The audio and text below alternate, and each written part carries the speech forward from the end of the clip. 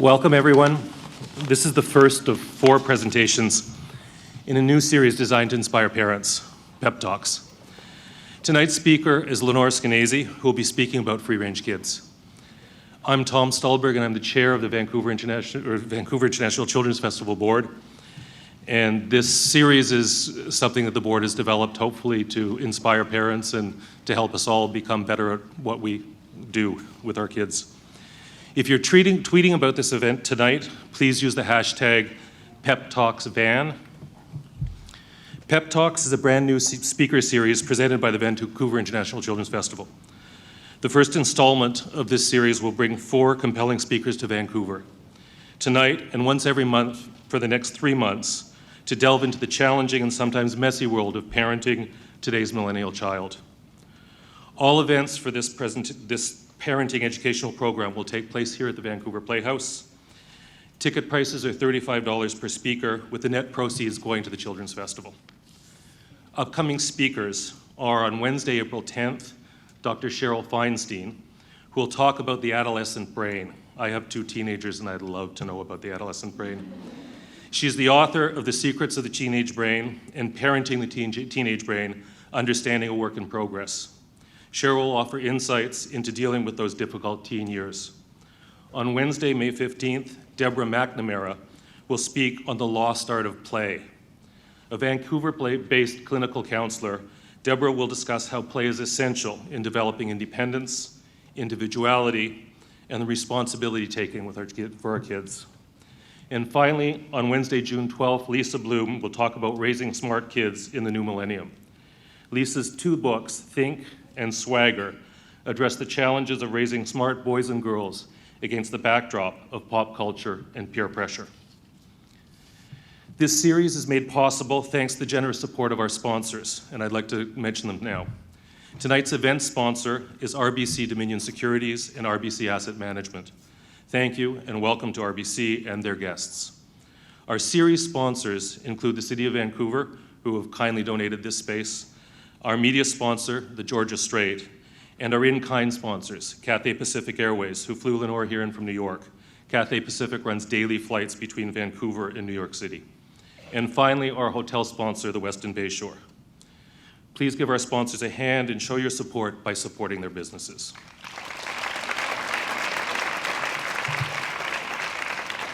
I'd now like to introduce Lenore Skenazy. Lenore is best known as America's worst mom.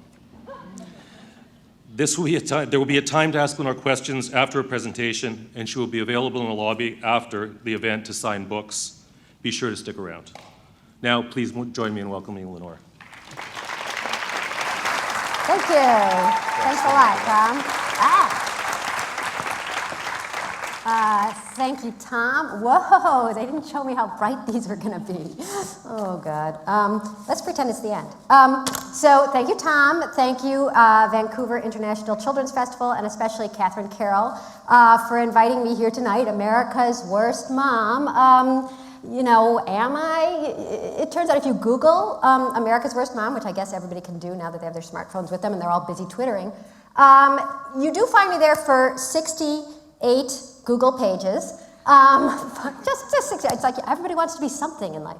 Followed by America's Worst Mother's Day Gifts, which, since it's coming up, I thought I'd tell you, are, let's see, you don't want to get moms a McDonald's gift card, although I would take it, or lingerie, that's for Father's Day, or the collected DVDs of the Three Stooges. Okay, so now you know.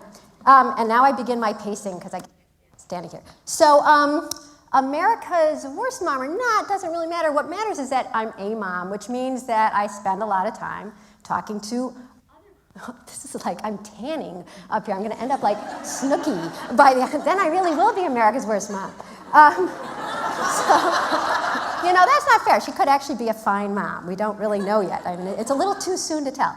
But anyways, as a mom, I'm talking to other moms. I was talking to my downstairs years ago already, and she was looking at me one day and saying, "Can you believe she did that?" And I'm like, "What, Melissa? What's so terrible? Who are we talking about?" And Melissa said that she had been at Costco, which I saw you have Costco here too, right? It's like taking over the world. Well, she was at Costco and she was waiting in line with her 2 own children who were about 5 and 2 at the time. And the lady behind her in line tapped her on the shoulder and said, listen, would you mind? I just forgot like enough tuna for Armageddon. I mean, that's like what you shop for at Costco. Would you mind just watching my son for a second while I go the 3 miles back to get the tuna? And Melissa said, sure, I don't mind. And then that's when she turned to me and said, can you believe she did that? I'm like, what, forgot the tuna? Melissa, it's like, it's too gigantic and everything's in brown boxes. It's not like a normal store. It's like, no, Lenore. I could have taken her baby and she would have seen him again. I'm like, whoa, so you think that she's a bad mom for asking you to watch her baby for a few minutes? She's like, yes, she really is. I'm like, okay, let's just walk our way through this scenario for a second, okay? Because let me just see if I got this right. For this to have been an actual danger that she was placing her beloved little boy in, would require, first of all, Melissa, for you to be a predator, okay? You would have to be a baby snatch kidnapper, and one of the few who already has 2 small children of her own. Okay, and then you would have been going about this avocation the rather low-yield way of waiting for someone to give you a baby in public. But look, lucky you, today's your day. Okay, so you got your 2 kids, you're waiting in line, now you have the baby. So all you have to do is like wait for her to go behind like the bounty, and then you just have to like start grabbing the child from the cart, and the chubby little legs, and so you're pulling him and he's screaming and he's pulling and screaming. Okay, you got a screaming baby under your arm. Lucky you. Your 2 kids, and it's like, okay, kids, we gotta go, and start going. And one of the kids is going. The 5-year-old is like, wait a minute, you said we were gonna get goldfish. You were gonna get this giant thing of goldfish. Why are we staying for the goldfish, mommy? And the other kid is like, why are we taking that baby? I'm the baby. It's like, shut up, kid, we gotta go. All right, so you're going by, excuse me, I've gotta go, I'm leaving. So you're going by all these people, cashier, goodbye, and you're leaving your cart. You're leaving your place in line at Costco? Nobody does that. That's like hours of your life you will never get back. But finally, okay, you get to the... Okay, and because we're such a trustworthy society, at the door there's the lady who checks the receipts, right? To see if you're, is there anything here that isn't yours? It's like, yes, we have that other lady's baby. Shut up! We gotta get this kid. All right, so then you get out and you're finally at the vast parking lot, which is like I can't see anything. And you're so nervous because, of course, it's your first felony that you're trying to think, where's my car? Oh, there it is. Okay, great. Come on, kids. And you're dragging them across and you're holding onto one. And then you get there and you open the door and it's the minivan, and, the 5-year-old gets in and puts on her zillion-piece harness. And then you put your 2-year-old in the car seat, which now she has to be backwards, I think, in the States. And then you don't have a car seat for the baby. That's against the law. So Melissa has to make a car seat out of like, well, here's the laundry basket, and I'll put in the pillows, and then here's a snack, and here's a sippy cup, and what do you like?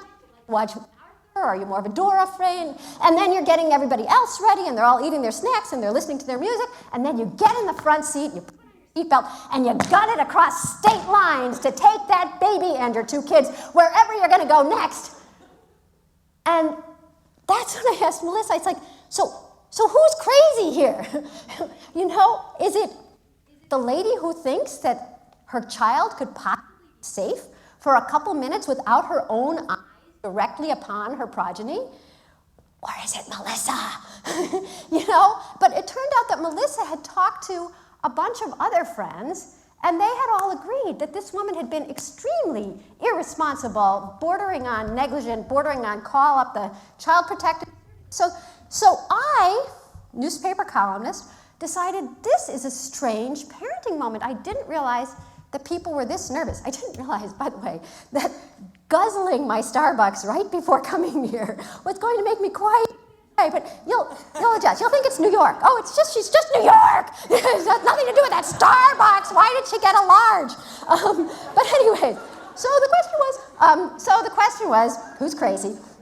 And everybody thought that she was irresponsible, and so I went and wrote a column about it like this. No, actually like this, but it feels like this. So I wrote my column, and I thought, this is going to set the world on fire because I've realized that we are a crazy society when it comes to trust and children and parents and life. And I got 3 emails, okay? I worked for the Daily News. That's Superman's paper. You'd expect more than 3 emails. And 2 of them said, you sound like America's worst mom to be, or something like that. And then one of them was, I had an elderly admirer, who I guess is dead because I don't get emails from him anymore. You'd think if I got emails from him from years and years, maybe I would have looked up to see if there was an obit. But no.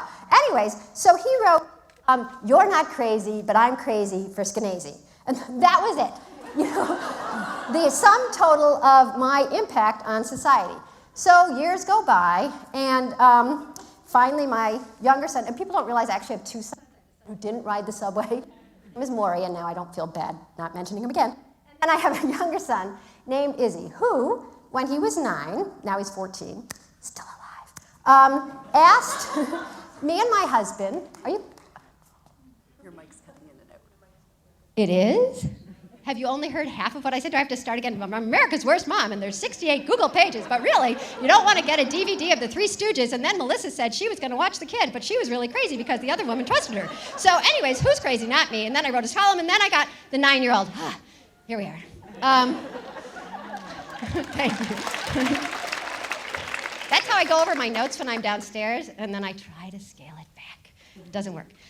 So the 9-year-old was saying, could we please take him someplace he had never been before and let him try to find his own way home on the subway, which is not a question we had had before from our other son. And so we had to really think about whether this made any sense. And we decided, well, we're on the subway all the time. We don't have a car in the city. It's something that he's familiar with. He can read the map. He knows the language, and he's asking, so he thinks he's ready to do it, do we? And we decided yes. So one sunny Sunday, I took him to Bloomingdale's, which is an extremely fancy store. And I was trying to decide if I should tell you this today, and I really will, but very quick, because I haven't actually worked it into my speech yet, but the guy was stabbed there today. But anyways, normally people aren't stabbed there. So go back to original speech. So it seems so safe. and normally it is, mind you. I've given this speech for 5 years. It's the first time I was reading the New York Post today, and it said, person stabbed at 59th Street downtown subway station. I'm like, So in a couple of speeches, I will have figured out how to actually work that in better than just announcing it and then forgetting it, but that's what we're going to do here. So I took him to the handbag department, and I said, okay, today's the day, and I left him there. Mostly because to keep myself amused, I thought it sounded funny, like, where's Izzy? I left him in the handbag department. But really, it's because when you leave the handbag department, there's the subway. It's right there. There's a subway stop right there with a stabbed guy down below. So there wasn't a stabbed guy that day. It was a Sunday. And nobody gets stabbed on a Sunday, right? So I left him, and I went the other way. I took a bus. And he went down into the subway, and he approached a stranger, a man. And he asked this stranger, am I on the downtown side? And the guy said, perfect for Melissa. A little bit older. No. Because actually, as it turns out, most strangers don't turn into murderous thugs or pimps just because you ask them a question. So it turned out he was on the wrong side, and the guy told him to go to the other side, which he did. He went down. It probably takes 10 minutes on the subway. And then he got out at 34th Street, and the miracle is that he took that bus across. The miracle is that the bus came. It's the worst bus in the city.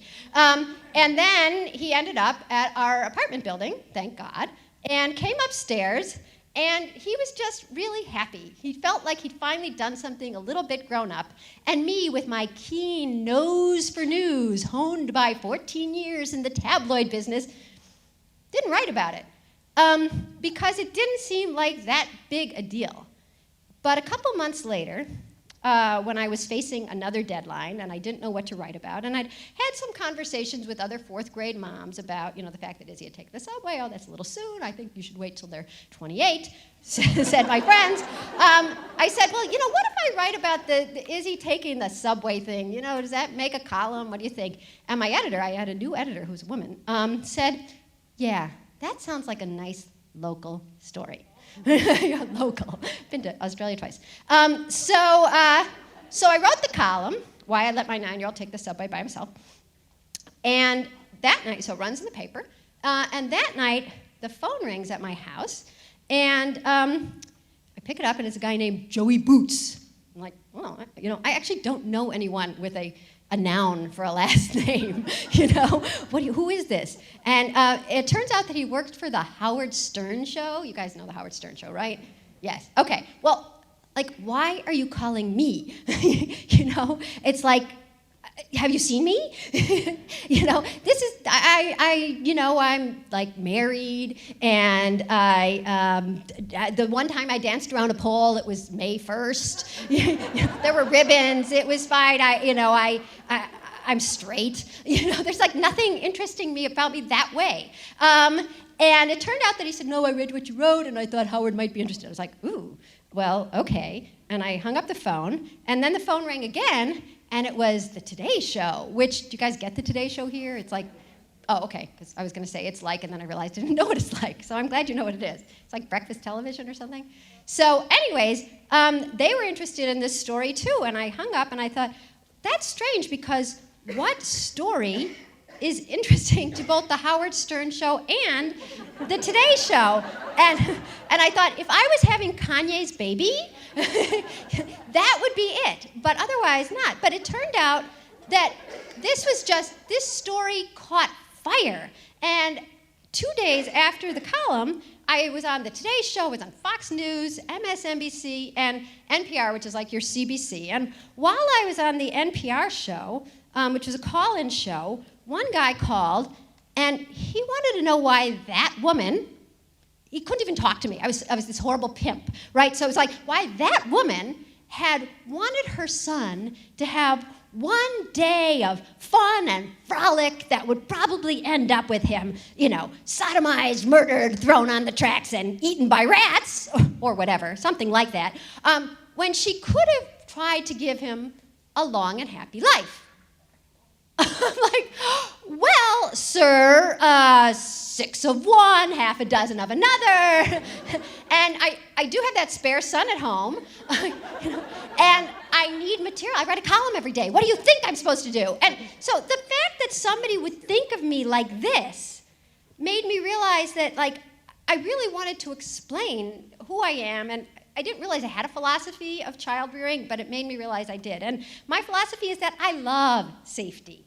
I love helmets, car seats, seat belts. When the intrepid subway rider turned 10, and we had a little football party for him, the gift I gave in everybody's goodie bag was not a goodie. It was a protective mouth guard, okay? Wow, she's a fun mom. What a daredevil. This is great. And I boiled them all, and then I brought the kids, and don't come near the boiling water. I kept them out there, and then I came and now it's perfect. Okay, and then I put it there, I made it so that it should fit their teeth perfectly. And when people have babies and there's a baby shower, the gift I give is it's a lot of fun. It's a laugh ride. I give fire extinguishers, which is actually a great idea, if I do say so myself. But so the idea that I was a daredevil compared to the rest of society was a big surprise to me. But it was only after I started the blog, freerangekids.com, that I started hearing all the stuff that's going on in America and then around the world that I didn't know was happening when it comes to fear and children. Because I'm in New York City, I didn't realize that around the country now, I grew up in the suburbs, but around the country, people are driving their children to the bus stop. Okay, these are the bus stops that were there a generation ago that kids walked to. It's not like the houses shimmied away. But now, somehow, parents felt compelled to drive there and wait for the bus to come, okay? Because otherwise, there's the banshees. And then it turned out that people would write to me and they say, it's not just that. In some suburbs, the bus now stops at each individual house to make sure that no children are out there, to be snatched. So it's it's every single house. It's the kids arrive at school, they're green. We've got 52 stops. And then, more than that, there are you know, the words used to be arrival and dismissal, right? You went to school, it was the bell rang for arrival, and then it was dismissal. But that has changed even in our vocabulary. It's now drop off and pick up, right? I mean, those are the words we use because now there is always the assumption that children are like a FedEx package and they're waiting to be delivered, and then someone picks them up. And pickup is so amazing. I don't know if it happens here, but like about a month ago I was talking in Princeton and I was telling this joke amusingly, and then I realized that they were all private school people and nobody was amused. Okay, so here's what happens at Princeton, ha ha ha, she said, looking her gift horse in the mouth. At the end of school, before the end of school, cars start lining up, like for blocks and blocks and blocks. And they're all waiting for, you know, that bell at the end of the day. And so finally, 3 o'clock, the bell rings and everybody jumps into action. And there's the children who are going on the bus, who nobody cares about. And then there are the children who are being picked up by their loving parents. So the first one drives up, and the children themselves have been huddled into like the auditorium or the cafeteria or the gym, and they're yearning to breathe free, but they're not allowed. They're not allowed out until the lady who's upstairs, and I always think it's the gym teacher, but who knows who's up there. Somebody is outside with a walkie-talkie. Does this happen here? Oh, okay, so you can laugh. Our neighbors to the south, right? There's a lady waiting out there, or maybe a man, with a walkie-talkie, and she reads the name that's on the school issues like a plate for the dashboard. And she says, Jennifer. Okay, Jennifer's mom is here. Jennifer's mom is here. And down there they're going, what? It's like, Jennifer's mom is here. Jennifer J or Jennifer S? Jennifer J or Jennifer S? Jennifer S, your mom is here. Okay, come on, kid. And they take Jennifer and they run her up the stairs and they come outside and they throw her in the car like Obama, and off she goes. Okay, and then it's the next one. It's like, okay, Ava's mom is here. Okay, Ava, your mom is here. Oliver, your mom is here. Oliver, your mom is here. Jay, your mom is here. Jay's mom. It's like, and all I think is like, there should be like sniper fire, bombs exploding, and you know, get out, for God's sake, go while you can. It's like Apocalypse Now. They're missing the soundtrack. And the thing that's so weird is like, we're talking about like Princeton. Princeton is like bucolic. And it's where they use the word bucolic because they're all from Princeton. But the point is, why are those people there? They're there because, it's the coffee, because they wanted to raise their kids in a nice, safe place. So how did we get to the point where the suburbs, going home from school, is being treated like it's the most dangerous, you know, fraught experience that your child can't get through without, you know, supervision and help and a armored car? So that's what I wanted to figure out. I wanted to figure out how come, like, when I was growing up, my mom, let's just pause. Think about your own childhood for 1 second. My mom was a stay-at-home mom. And back then, believe it or not, stay-at-home moms stayed at home, okay? So, like, that was the word. That was the point. So in the morning, I'd come down, and she'd be on the phone, you know, this, which she did with me in the womb, believe it or not, right? Drinking her coffee, smoking her cigarette, and talking to literally our next door neighbor, Mrs. Gaston, who she never saw, and be fine. And finally, I would be leaving, and off I would go, walking myself, like from kindergarten on, to school. And on the way there, I would have to cross a street, and there was the crossing guard, and the crossing guard was a kid. And off the record, I married mine, which is always like, people are very disturbed. It's like, she married her crossing guard. That's exactly why I won't let my kid walk to school. It's like, no.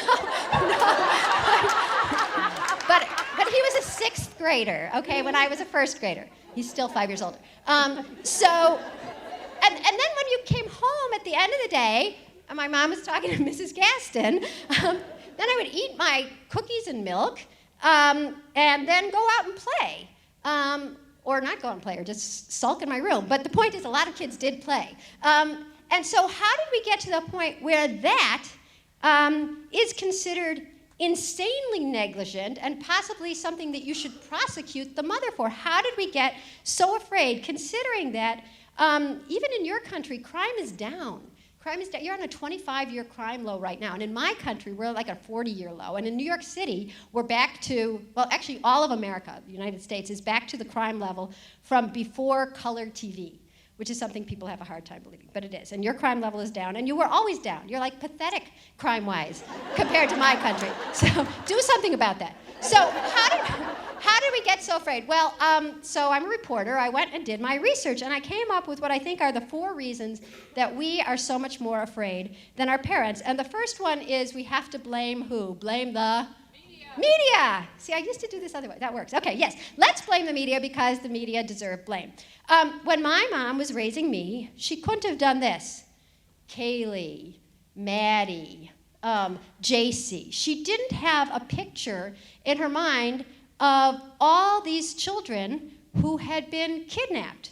Because back then the news was half an hour. That shows you how old I am. And it wasn't this 24-hour news cycle. And now, with that upon us, and all the competition from all the news outlets, the one story that always gets attention is the story of a kidnapped child, a kidnapped white middle-class child, frankly. I had a friend who used to work at, I guess now it's called Court TV, and she said that's what they're always looking for. And so, like, how many of you guys know the name Maddie McCann? Is it? Oh, you're Brit, you don't count. Ignore the Brit. Do you guys know that Maddie McCann, the little girl, 4-year-old, taken from her hotel room in Portugal? Okay, we know that. Okay, so let me ask you one other question. Okay, relevant question. Can you tell me anything else that has happened in Portugal in the last 500 years? Do they have a king?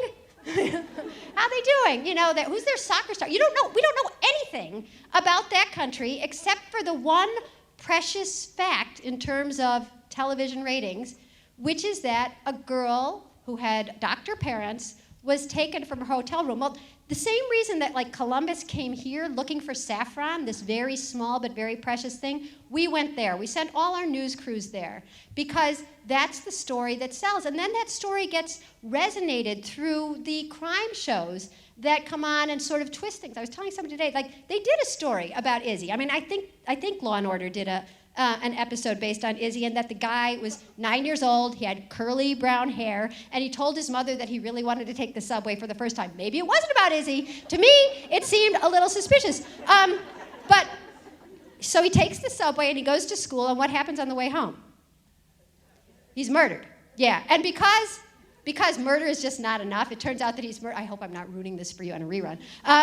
He's murdered by who? What would be the perfect murder people today? It was more than one person. He's murdered by bullies, of course, because, you know, murder and abduction are not enough. We also have to worry about bullying all the time. So television takes this story and reruns it as much as possible. And so the night before I was writing my chapter on the media, I just turned on Law & Order to see what was on that night. But it wasn't even SVU. It wasn't like the very cute victims. It was like the moderately cute victims. And in this episode, sure enough, there's like a 13 or 14-year-old walking down the street, and she's abducted. Of course, she's abducted. And by who? A Serbian war criminal, because before, it was like so long ago, this is 5 years ago when I was writing it, that they hadn't realized that bullies were the better murderers at that point. So she's the Serbian war criminal. Of course, they're hulking around everywhere, looking in your kids' playground. And then the next thing we see is she's in his basement, and she's tied up on a plank, and her hands are bound above her head with like a phone cord, which shows you it's fiction. Nobody has a cord anymore. And then there's like a blindfold over her eyes, and there's duct tape over her mouth, and we hear her going, and it really is a very affecting, horrifying scream, muffled, but scream nonetheless, it's identifiable. And then you see the Serbian war criminal's hand reaching to go between her thighs, and then it's a commercial. Because they know that you're going to stay put and watch what comes next. So that's just Law & Order, okay? The next show was CSI.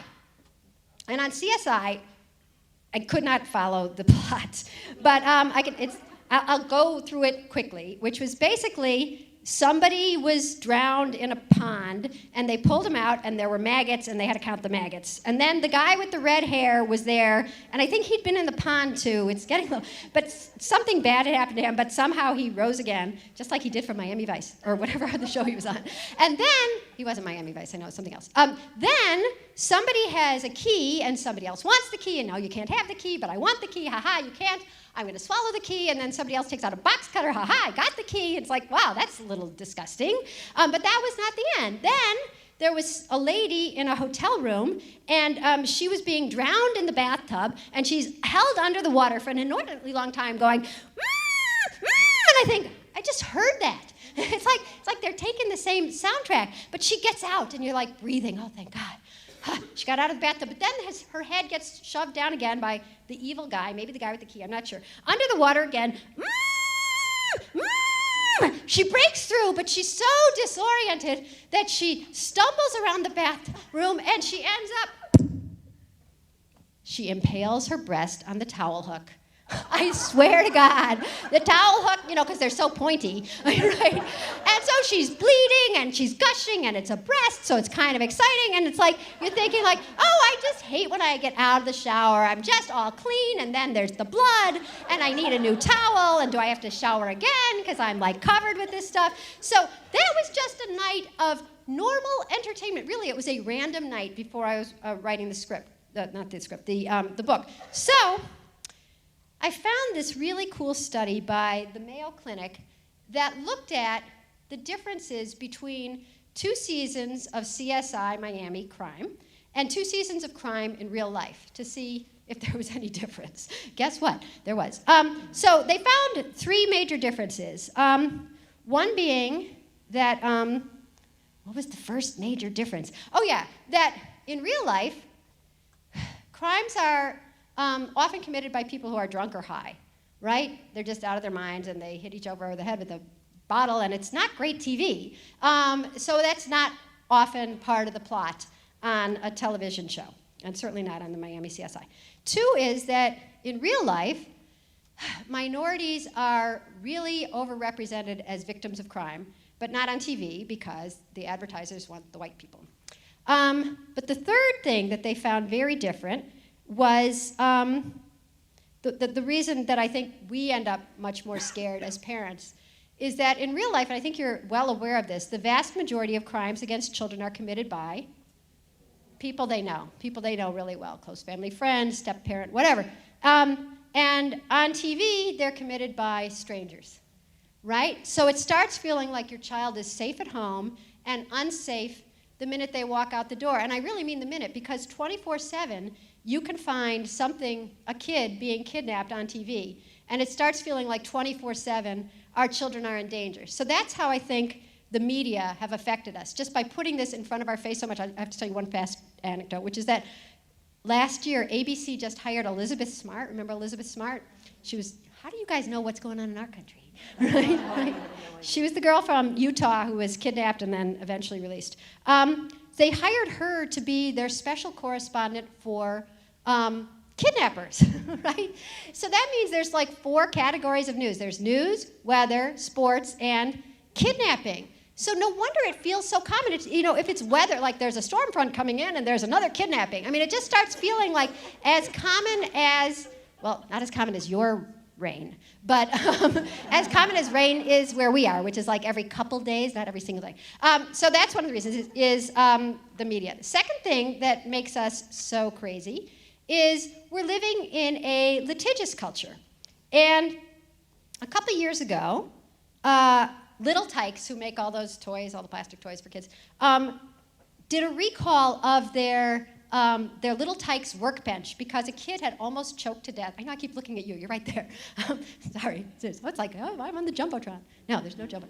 Okay. I'll look at you. A kid almost choked to death, almost, on a nail. And I thought, well, why is Little Tikes putting real nails, in their workbench? And then I read a little further and I realized, no, they're not. It said the nail was plastic, and it was 3 1/4 inches by 1 1/4 inches. And I'm thinking, that's the size of like a salt shaker, right? Or one of those cute little bananas that they sell all of a sudden. Or in my house, a ho-ho. Do you guys have ho-hos? Little Debbie Swiss rolls. What do you eat when you have to eat something delicious that's covered with chocolate and rolled up? What do you eat? What are they called here? What are they called? Don't you do you have, huh? You don't know what a pure country. I gotta go back. Right? Get me across the border. You know what you have that we don't have? Do you know what you have candy-wise that I hear about all the time on my site? You know you have Kinder eggs. Yes, you know that. Yes, you know that they're always stopped at the border. Maybe I'll try that. Wow, I need more publicity. I'll smuggle in a Kinder egg, and then I'll get on the news. That'd be great. Because your kids are smart enough not to choke on the toys, but ours, as you can see by some of our decisions. So anyways, we have a litigious society. So this was recalled, even though they've sold 1.5 million of these little Tykes, sets, and they had been selling them since 1995 or 6. So to me, that's about it's like 15 years and 1.5 million little Tykes workbenches later, and no one has died. One kid, unfortunately, choked, but nobody has died. To me, that's the definition of a safe toy. It's been tested by literally millions of children, right, over a long time. But in a litigious society, that's considered a dangerous toy. Even the fact that 1 out of 1.5 million, times something a little bad happened, that is enough to make it dangerous. So that's a new way of looking at risk. The fact is that nothing is completely risk-free, and if it's not, which is called life, that's not considered good enough. In my own kids' school, when they reach 5th grade, and we're talking about Manhattan, they go on an overnight to this place where there are those things that grow out of the ground with green stuff on the end, and things that aren't rats climb up them, and so the kids get excited. They're going to see these weird things. But before they go on this nature, whatever that is, field trip, the vice principal has a seminar, a meeting like this for the parents of the 5th grade children, and he's describing, they're going to go on 2 hikes. Yes? Does my child have to go on both hikes? And then, okay, let's keep talking. Another hand goes up. It's how far are they from a hospital? And then, not to be outdone, another hand goes up. How far are they from a trauma center? Hospital, you don't know. Or how are they far from the medevacing? And so he's getting all these questions. Can we have the cell phone number of the hike master? And can we make sure that we call them? And can we follow them? And can we deliver their desserts or whatever? They're just going on and on and on. And not that my mind is on desserts right now. And so finally, the vice principal, Gary Chevelle, says, wait a minute, let me just distract them. Let me tell you something really nice. The night that they're there, the sun goes down, and then the kids gather around, and we have a bonfire. A bonfire! A bonfire! Are you crazy? And he's like, wait, no, let me explain. Yes, there's the fire is there, but the children sit 20 feet back, and there's a row of benches between them and the fire. And it's like benches don't catch on fire. No, they actually didn't say that. But I'm thinking 20 feet back from the fire, will kids understand that, flame gives off heat? Well, here, let's toast marshmallows. My marshmallow is a rock. And isn't that more dangerous? I have these rocks being thrown that are campfire rocks. So that's how we think now. We think in terms of what I call worst first thinking. Think up the worst case scenario first and proceed as if it's likely to happen. When we do that, we're all thinking like lawyers. Why didn't somebody prevent this? Why didn't somebody see that something terrible could have happened? And we think that before things happen, and then we decide the risk isn't worth it, and we don't have it happen. That's why, across my country at least, you go to most playgrounds and you won't find a merry-go-round. And they've taken the teeter-totters out. And in some places, the old tall slide that everybody was excited about is smaller and smaller and smaller. And so we are removing the quote-unquote risk from life, which is impossible, and then we're just making it very boring for kids. And then they end up sitting inside and eating ho-hos, which you don't know what they are. But anyway, so litigiousness has changed our outlook on life because we've sort of internalized that idea of what could go wrong. Think of that first, think of it obsessively, and then make your decision. The third thing that has changed us as parents is that we live in this expert culture, and she's quick to distance herself from it. The expert culture being people telling us that there's one very, very narrow, perfect way that you can raise your kid, and if you do it all absolutely perfectly, maybe your child has a chance. And if you stray a little bit, or if you feed them the ho-ho, or if you read them the wrong book, or if you do anything wrong, all bets are off, and it's your fault. And this begins not even after the kid is out. This begins when you get the little, you're having a liability. Look, honey, great sort of news. Great and terrifying and scary, and this is going to be really, really bad news. We're having a liability. So, the What to Expect book, let's have a collective groan. 1.5 million. So the What to Expect book, which in its first edition had 300-something pages, and the second edition was 400, and then 500, now it has 600, now with more symptoms than ever. Like, oh, good, because I thought it was just like an aching thigh. And it's like, no, it's probably gestational diabetes. So the What to Expect book tells you very specifically how to do things like what to eat when you're pregnant, which I thought was like more. Thought it was pretty easy, right? But no, they say that you have to eat not every meal or every day, try to eat a little quinoa, which I don't think I've ever eaten, or a little less Kahlua cream pie, which also I haven't eaten. But it says that you have to watch out for every bite. Okay? Every bite, not every meal. Every bite is, let me read you this. My mom was smoking. Here. Each bite during the day is an opportunity to feed that growing baby of yours healthy nutrients. No shit. You mean what I eat goes into the body, and it's like I don't have to inject food into there? That's just really helpful. Okay, so each bite. Okay, what happens if you eat each bite correctly? Here's what. It gives them, quote, better birth weight, improved brain development, lower risk for certain birth defects, ... Well, to me, that is possibly the cruelest thing that has been written in modern era, because did you read The Other Boleyn Girl, which is about the other Boleyn girl, not that one? But it does mention that one, Anne, and Anne has a baby with horrible birth defects. And what does Henry VIII do? This, right? That's the other Boleyn girl. He chops off her head because it's obviously her fault that the child was born with these horrible birth defects. Well, what is Heidi Murkoff saying? I mean, to me, that is actually very evil because the assumption is that if you do everything right, then you get what you deserve, which is a perfect baby. But if, God forbid, you eat, the Kahlua, or you drink a glass of wine, or you have the Swiss roll or the Kinder Egg that you were going to save for 20 years, it's your fault for not having the perfect baby. And to me, that is the message that we keep getting that is evil, is that we have a chance to make a child perfect, and if they're not perfect, it's because we did something wrong. And so that's why we get so obsessive. There are books about every single stage of what you're supposed to do with your kid. There's the book, the Happiest Toddler on the Block. It's like, your child is like the third happiest, fourth happiest, maybe, toddler on the block. But mine is the happiest because I know exactly what to do. Well, what do? It has a whole page on what to do. A whole page. It's hard to remember all the tips. I would like to make fun of all of them, but this is the only one I can remember, which is that what to do if your child's animal cookie crumbles. Which, of course, looms large for all of us. What did I do? Oh, my God, Harvey Karp, tell me. He says, here's what you do. You can't say, oh, that's too bad.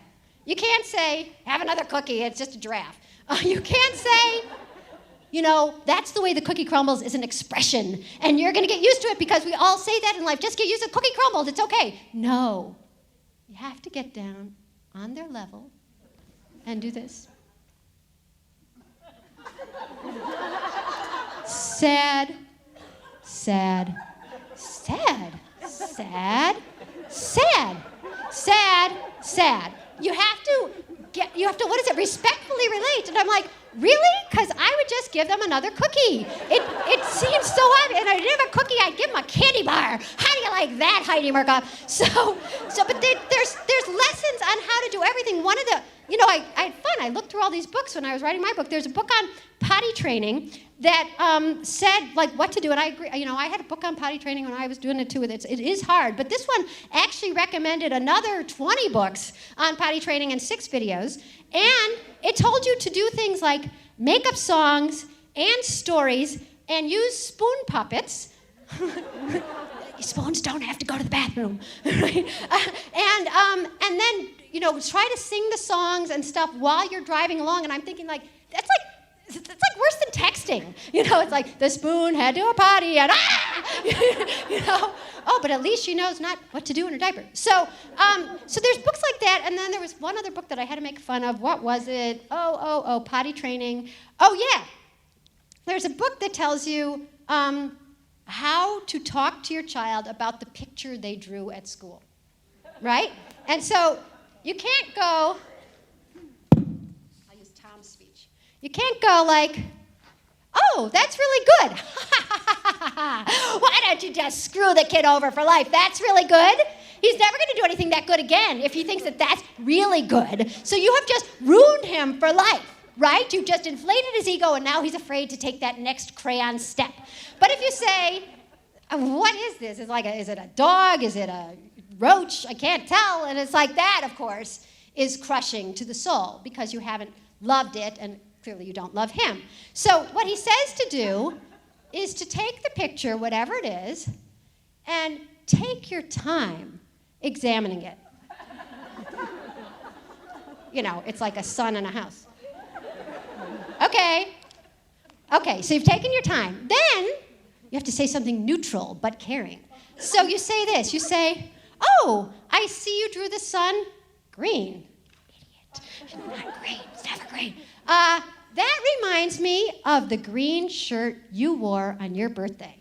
Really? And so it's like you've reflected on it, you've commented without actually telling him that it's good or bad, or he's good or bad. You've reminded him that you were at his birthday, that you obsessed about what he wore, and that is a good parent. So they're making every little step of everything you do with your kids as if it's a Harvard Medical School interview. Like, they're telling you how to talk to your kid, and that the first words out of your mouth are wrong, and you better take several steps back and read several books, or you're going to get it wrong, and your kid is going to be screwed up one way or another.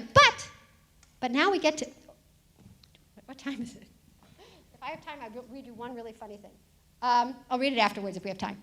Remind me of hug. Just remind me, hug. But we get to the fourth thing, which I think is driving us crazy as parents, and that is what I call the kiddie safety industrial complex. And I brought my examples, which I would have hidden behind a podium, but do you see any way to hide them? No. So here we go. Okay. Do you know what these are? Anyone know what these are? And if you do, pretend you don't, so that the other people can go, what are they? What are they?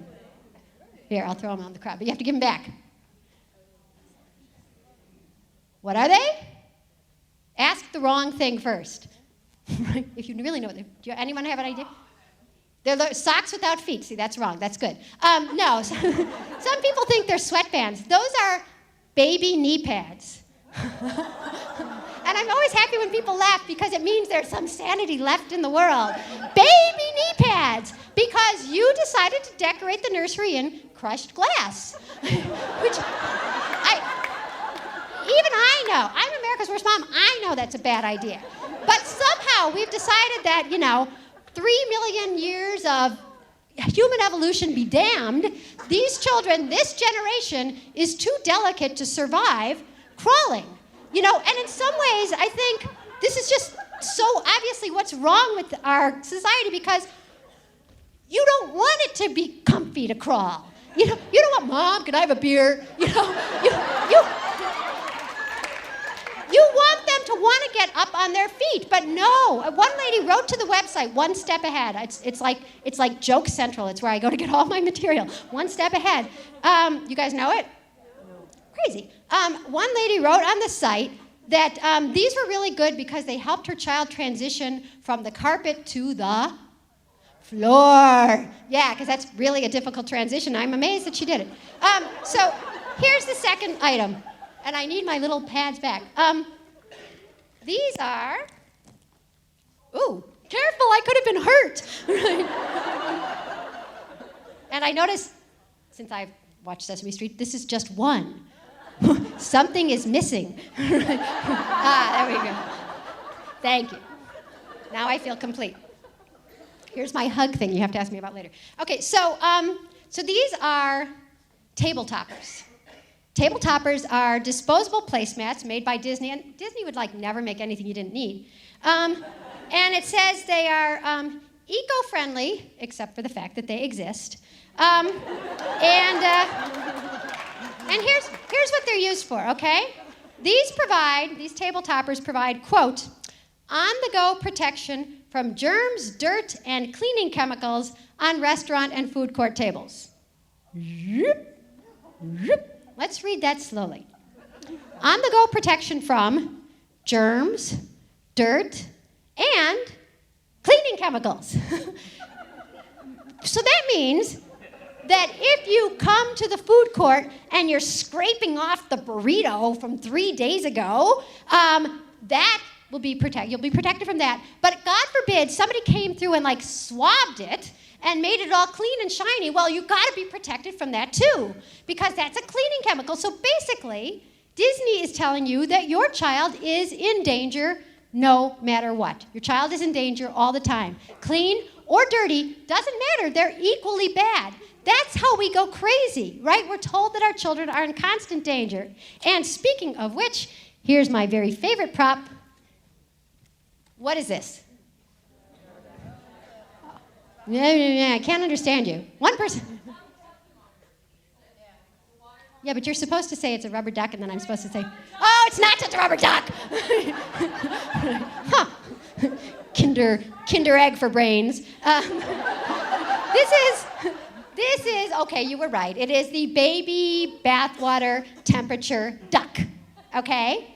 So this way, you get the little tub ready for your child, and you put the ducky in the water.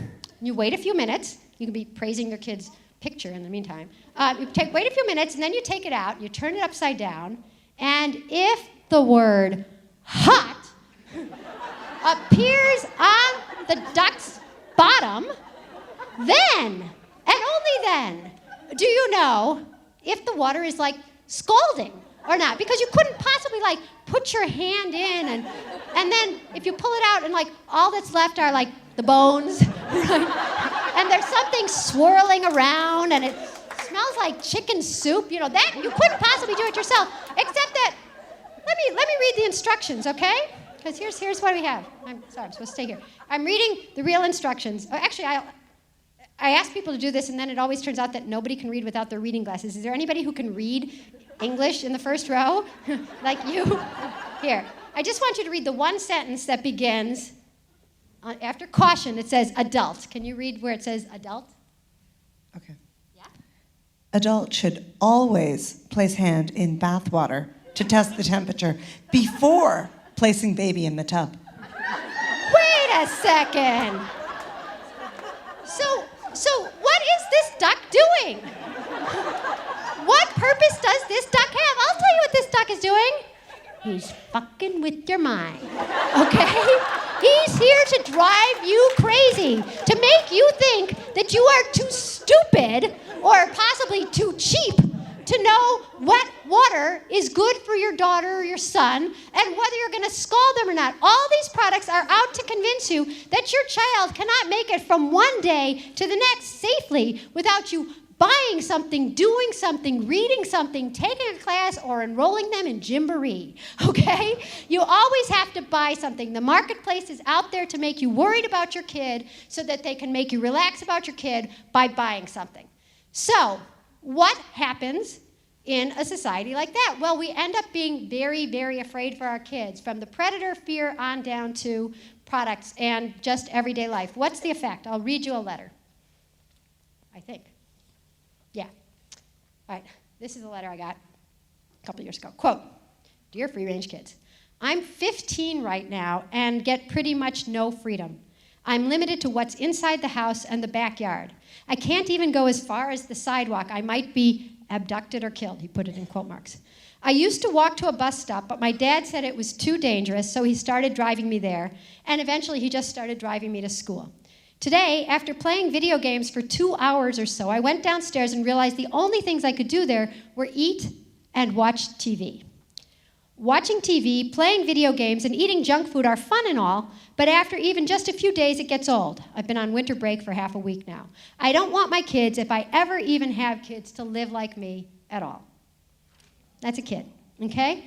And what I find tragic, as well as ironic, is that these are parents, they're not bad parents, they love him. They love him so much that they're afraid for him every single second of the day. And what are they afraid of? They're afraid that he'll be kidnapped. And what have they done? They've kidnapped him. He's living in a fortress. He's not allowed to have a life, and that's considered prudent. They're just trying to keep him safe. So what is the alternative? Because we've seen this escalating, even in, my kids are teenagers now. Just in the short time that they've been on Earth, I've seen the fear level going up and the precautions we're taking going up with them. So what's the alternative? Well, in New York City, there's a 6th grade teacher who decided to start having her kids do a free-range kids project every year. So that's 11-year-olds. And it has to be for extra credit because some parents won't even let their kids do a free-range kids project, which is having the kids do something that they feel they're ready for that for some reason they haven't done yet. And they do have to get their parents' approval. So some kids end up doing things that I consider really pathetic, but that are big deals for them. Like a bunch of kids every year fry an egg. And as one kid, when they have to do a project afterwards, like, either a video or a poster or a little essay, and one kid wrote, I was really afraid I was going to burn down the house. Because if everything looms large and you're not allowed to do anything because parents are doing everything for you, things get out of proportion. The danger is out of proportion for the parents, and it starts being out of proportion for the kids, too. One kid told her mom, look, Mom, she goes to, this is a magnet school that does this project, so it's not in the neighborhood. So she said, Mom, I'd like to knock on the doors of everyone on our floor, because she lived in a skyscraper downtown, very safe neighborhood. I'd like to knock on everybody's door and just meet our neighbors. And her mother said, are you crazy? No, you can't do that. And the daughter, so smart, magnet school, said, Mom, what if there's ever a fire? Don't you want people to know that I'm here? And the mom's like, oh no, predators, fire, predators, fire, oh, extra credit, okay. And so the girl knocked on all the doors on her floor, and sure enough, she found 2 other girls her age, which is my whole point of free-range kids, is not to tell anybody how to parent, because I don't actually know that. It's to tell people we don't have to be so afraid. It's to make people connect, because when you connect, you're actually safer and life is better. But here's my favorite story from one kid from that school. And she decided she would bake an independence cake. And she made this gigantic poster that said, how to bake an independence cake. Because they can never fit everything on the top line. So how do you bake an independence cake? Well, she decided that she would go without her mother for the first time to the grocery store, which was a half a mile from her apartment.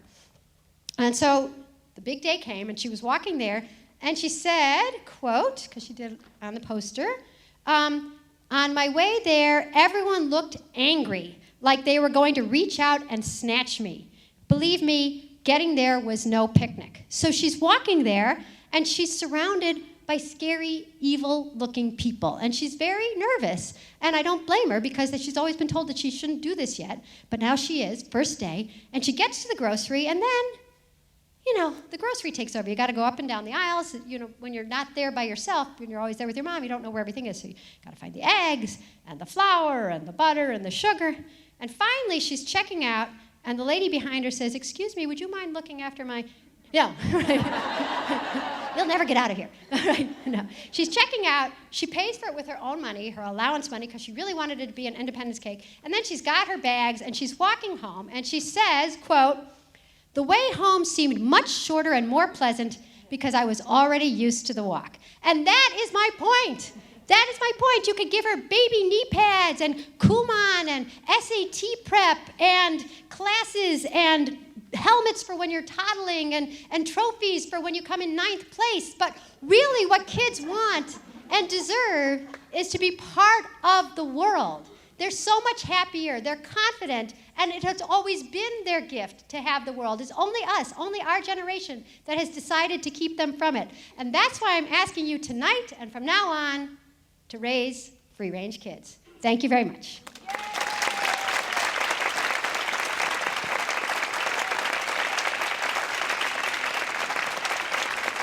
Thank you. And now I'm happy to answer any really nice, easy questions. So, okay, I will, because I get all these magazines. They just drive me crazy, the parenting magazines. And the thing that I find most strange about them is, I'm a freelance writer myself. I know you got to write to fill the pages so that you can put advertising next to them. But they've gone to the point where it's like almost nothing is. Parents are considered so stupid that they have to be told everything. And here's just one little example. This is called Your Main Squeeze, this little article here. I will give it a dramatic reading. Boost your child's confidence with our hug how-to. It's like boost your child's confidence and ruin yours. You're too stupid to know how to hug. How do you do that thing again? Do you go like back to back? No. Okay.